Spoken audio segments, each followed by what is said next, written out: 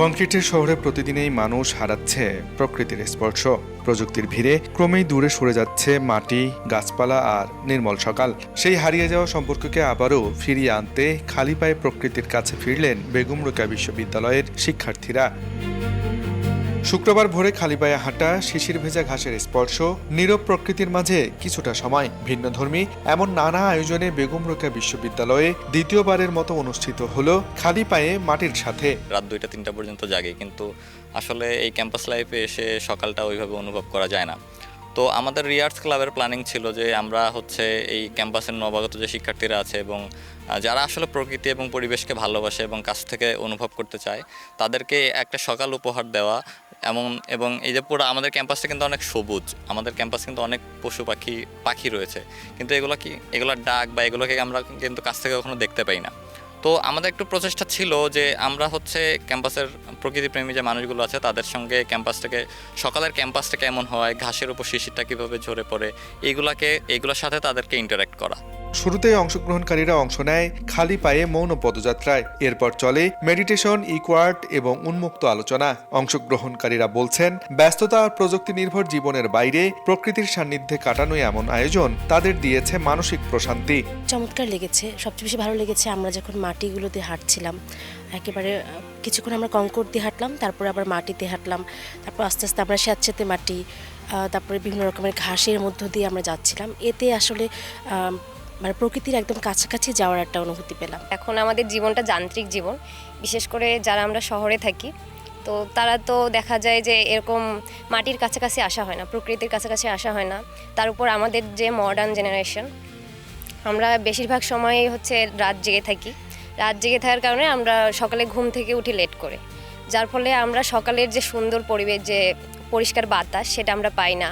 তারপর আমরা যখনই বাইরে যাই তখন আমাদের পায়ে অবশ্যই জুতা স্যান্ডেল থাকে, যে কারণে আমরা মাটির কাছাকাছি আসি না, আর ঘাসে তো আসিই না, কংক্রিটের রাস্তায় আমরা যাওয়া আসা করি। তো সেই জায়গা থেকে রিয়াদ যেই আজকে আয়োজনটা করেছে, এটা অবশ্যই প্রশংসনীয়। ভোরবেলা থেকে আসলে সকালবেলার যেই সৌন্দর্যটা, এটা আসলে আমরা খুব কম এখন উপভোগ করার সুযোগ পাই। তাই আমার মনে হয় যে আজকে আমরা সবাই একত্রিত হয়েছি, এভাবে আসলে সবাই একসঙ্গেও হওয়া হয় না। তো আমরা সময়টা খুবই এনজয় করেছি এবং খুবই মন থেকে আমরা এনজয় করেছি। দেখছিলেন হয়তো প্রোগ্রামের একটা অংশে সবাই ছোটোবেলার কথা চিন্তা করে আমরা নাচানাচি করতেছিলাম। তো আসলে এতটা আনন্দঘন মুহূর্ত না থাকলে মানুষ এতটা সাবলীলভাবে নিজেকে প্রকাশ করার সুযোগ পায় না। আর আমরা কেউই প্রকৃতির বাইরে না, প্রকৃতির সাথে যতটা আমরা নিজেকে চিন্তা করতে পারবো, আমার মনে হয় যে আমরা ঠিক ততটাই আনন্দে এবং শান্তিতে থাকতে পারবো। রিয়াদ ক্লাবের যে এই আয়োজনটি, এটা একটা চমৎকার আয়োজন। এই আয়োজনের মাধ্যমে পরিবেশ, প্রকৃতি, মাটির যে গুরুত্ব, আমাদের যে নবীন শিক্ষার্থী, ইউনিভার্সিটির যে পুরাতন শিক্ষার্থী এবং অন্য সাধারণ পিপল, সবার কাছে একটা পরিবেশের গুরুত্ব, পরিবেশের কাছাকাছি মানুষের যে অবস্থান, এটা জানান দেওয়া দরকার। মানুষ সৃষ্ট সেরা জীব, এইরকম একটা ট্যাগিং দিয়ে আমরা অনেক সময় কি করি, অন্যান্য জীব বা বৈচিত্র্যের উপর আমরা একটা কর্তৃত্ব ফলাই, এইরকম একটা চিন্তা লালন করি। দেখেন, এই পৃথিবীতে একটা মানুষ যেমনভাবে জন্মগ্রহণ করেছে, একটা ঘাস বা পাখি সবাই কিন্তু সেম, কিন্তু তারপরেও আমরা কেমন জানি মানুষরা সব কিছুকে আসলে নিজের কন্ট্রোলে নিয়ে আসতেছি।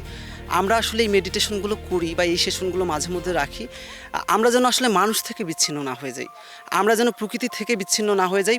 বেগম রোকেয়া বিশ্ববিদ্যালয়ের সামাজিক ও পরিবেশবাদী সংগঠন রিয়াদ ক্লাব প্রকৃতির সঙ্গে মানুষের সম্পর্ক পুনর্গঠন, তরুণদের মানসিক সুস্থতা এবং পরিবেশ সচেতনতা বৃদ্ধির লক্ষ্য নিয়ে আয়োজন করে এই ব্যতিক্রম কর্মসূচি। আমাদের এই আয়োজনটা মূলত বিশ্ববিদ্যালয়ের নবীন শিক্ষার্থীদের জন্য। আমরা জানি যে খুব অতি সম্প্রতি তারা আমাদের বিশ্ববিদ্যালয়ে আসছে, 18তম ব্যাচ। এখন তারা যখন একটা কম্পিটিটিভ এক্সাম পার করে বিশ্ববিদ্যালয়ে আসার সাথে সাথে তারা ক্লাস, অ্যাসাইনমেন্ট, সিজি, লাইফস্টাইল, এইসব প্যারার মধ্যে পড়ে।